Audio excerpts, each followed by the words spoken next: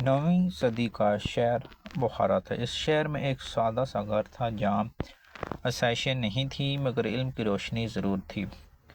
اسی گھر میں ایک بچہ رہتا تھا جس کی عمر 10 یا 11 برس سے زیادہ نہیں تھی۔ باپ دنیا سے رخصت ہو چکا تھا، ماں بیوہ تھی، مگر وہ غیر معمولی حوصلے اور بصیرت کی مالک تھی۔ اس بچے کا نام محمد بن اسماعیل تھا، وہی نام جو بعد میں تاریخ نے امام محمد بن اسماعیل البخاری کے طور پر محفوظ کر لیا۔ امام محمد اسماعیل کی بینائی بچپن میں کمزور ہوگی۔ ماں کے پاس علاج کے وسائل نہیں تھے، مگر اس کے پاس ایک ایسی طاقت تھی جسے ہم اکثر نظر انداز کر دیتے ہیں، یعنی کہ دعا۔ ماں راتوں کو اٹھ کر اپنے یتیم بچے کے لیے رو رو کے دعا کرتی۔ تاریخ بتاتی ہے کہ ایک رات ماں نے خواب میں حضرت ابراہیم علیہ السلام کو دیکھا، جنہوں نے فرمایا، اللہ نے تمہاری دعاؤں کے صدقے تمہارے بیٹے کی بینائی لوٹا دی ہے۔ ماں صبح اٹھی تو واقعہ بیٹے کی بینائی واپس آ چکی تھی، مگر اصل امتحان ابھی باقی تھا، وہ تھا علم حاصل کرنا۔ محمد بن اسماعیل غیر معمولی ذہنیت رکھتا تھا، مگر وسائل محدود تھے۔ ایسے میں بخارا، بغداد، مکہ اور مدینہ کے اہل علم اور اہل خیر نے اس بچے کا ہاتھ تھاما۔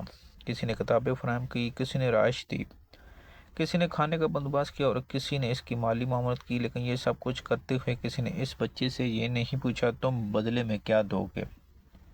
سب نے سوچا اگر ہم نے آج اس کا ہاتھ نہ پکڑا تو شاید یہ کل تاریخ میں ایک عظیم سرمایہ کھو دے۔ اور پھر وقت نے وہ منظر دیکھا جو صدیوں میں کبھی کبھار دیکھنے کو ملتا ہے، وہی یتیم بچہ جو اگر بے سہارا رہ جاتا تو گمنامی میں کھو جاتا۔ وہ صحیح البخاری جیسی کتاب مرتب کر گیا، وہ کتاب جسے قرآن مجید کی بات سب سے منسلک سمجھا اور پڑھا جاتا ہے۔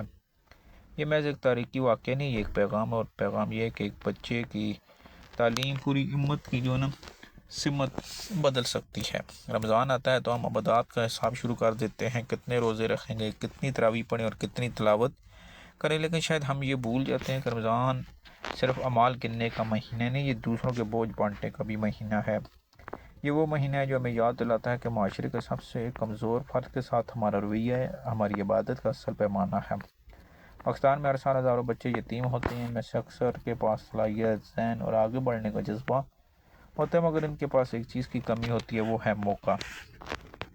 اور موقع وہ نعمت ہے جو خواب کو حقیقت میں بدلتا ہے۔ یتیم بچوں کو اگر موقع مل جائے تو یہ امام بخاری بن جاتے ہیں، اگر موقع نہ ملے تو یہ گمنامی کے اندھیروں میں فوت ہو جاتے ہیں۔ اب یہ سوال ہے کہ امام بخاری جیسے لوگوں کو آگے بڑھنے کا کون موقع دیتا ہے؟ یہ موقع اکثر اوقات اہل خیر کی زکوٰۃ اور صدقات دیتے ہیں۔ ہم عموماً زکوٰۃ کو ایک عدد، ایک انصاف سمجھتے ہیں، 2.5%، حالانکہ حقیقت یہ ہے کہ 2.5% کسی بچے کی 100% زندگی بن سکتا ہے۔ یہ رقم اس کے لیے صرف پیسے نہیں رکھتی، یہ اس کی کتاب بن جاتی ہے، یہ اس کا یونیفارم بن جاتی ہے، یہ اس کے استاد کی تنخواہ بن جاتی ہے۔ سب سے بڑھ کر اسے یہ احساس دلاتی کہ اس معاشرے میں تنہا نہیں، پورا ملک بلکہ پورا معاشرہ اس کے پیچھے کھڑا ہے۔ یہاں ایک اہم سوال جنم لیتا ہے، زکوٰۃ تو ہم دے دیتے ہیں، لیکن کیا ہم نے کبھی سنجیدگی سے سوچا ہے یہ کہاں جا رہی ہے؟ کیوں کہ زکوٰۃ صرف نیکی نہیں، یہ ایک امانت ہے، اور اگر ہم اپنی زکوٰۃ کی رقم غلط لوگوں کے ہاتھوں میں دے دیں گے تو پھر یہ خیانت کے مرتکب ہوں گے۔ پاکستان میں شعبہ تعلیم میں کام کرنے چند ادارے ایسے ہیں جو امانت کی اہمیت کو سمجھتے ہیں، جو زکوٰۃ کو وقتی ریلیف کے بجائے مستقل حال میں بدلنے کی کوشش کرتے ہیں۔ ان اداروں میں ایک نام ریڈ فاؤنڈیشن ہے۔ میں خود اس ادارے کا رضاکار ہوں، مجھے اس کام پہ فخر ہے، یہ میری زندگی کا احساس ہے۔ یہ ادارہ کئی دہائیوں سے ملک کے ان پسماندہ دور دراز علاقوں میں تعلیمی خلا پر کر رہا ہے جہاں ریاست نہیں پہنچ پاتی۔ فاؤنڈیشن اس وقت تک 624 تعلیمی اداروں کا نظام سنبھالی ہوئے۔ ان اداروں میں 135,000 سے زیادہ طلباء زیر تعلیم ہیں، جن میں 14,000 یتیم بچے ہیں۔ یتیم بچوں کی تعلیمی کفالت پر سالانہ 1 ارب سے زیادہ حقیقی رقم خرچ ہوتی ہے۔ یہ ادارہ یتیم بچوں کو مکمل تعلیم فراہم کرتا ہے، گھروں میں راشن، اسکول، اساتذہ، نصاب، کتابیں، یونیفارم، نگرانی اور جواب دہی، یہ سب اس ادارے کی نمایاں خوبیاں ہیں۔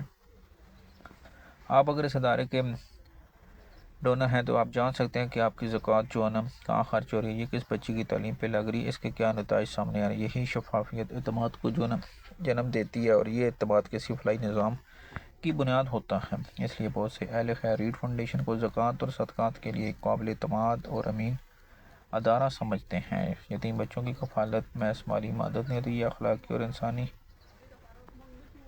رشتہ بھی ہوتا ہے۔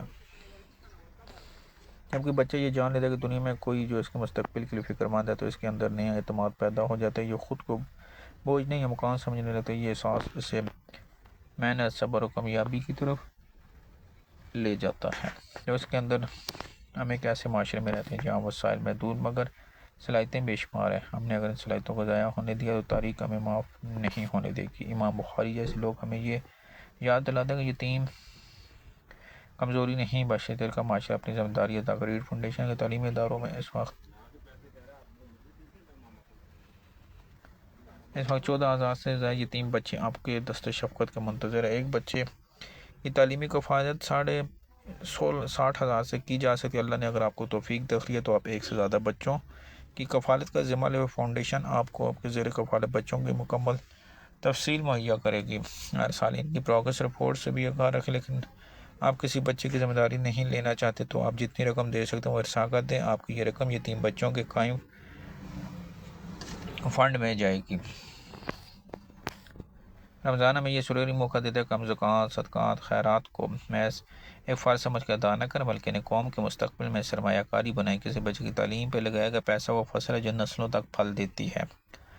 ممکن ہے آج کسی کلاس روم میں بیٹھا کوئی خاموش بچہ کل ڈاکٹر، انجینئر، استاد یا کم سے کم باشعور اور ذمہ دار شہری بن کر اس ملک کو بہتر بنانے میں کردار ادا کر سکے، اور ممکن ہے تاریخ ایک دن امام بخاری کی طرح اس کا نام محفوظ کر لے، بشرط یہ کہ آج کوئی اس کا جو ہے نا ہاتھ تھام لے۔ اس رمضان میں جب آپ اپنی زکوٰۃ کا حساب کریں تو ایک لمحے کے لیے رک کر تصور کریں کہ آپ کی زکوٰۃ کسی اسکول کی میز تک پہنچ رہی ہے، کہ وہاں بیٹھے کسی بچے کے خوابوں کی زندگی بچے وہ خواب جو یتیم نہیں رہنے دیں گے۔ آپ چاہتے ہیں تو آپ کی زکوٰۃ کسی مناسب اور باعتماد نظام کے یتیم اور نادر بچوں کی تعلیم پر خرچ ہو تو ریڈ فاؤنڈیشن پر بھروسہ کیا جا سکتا ہے۔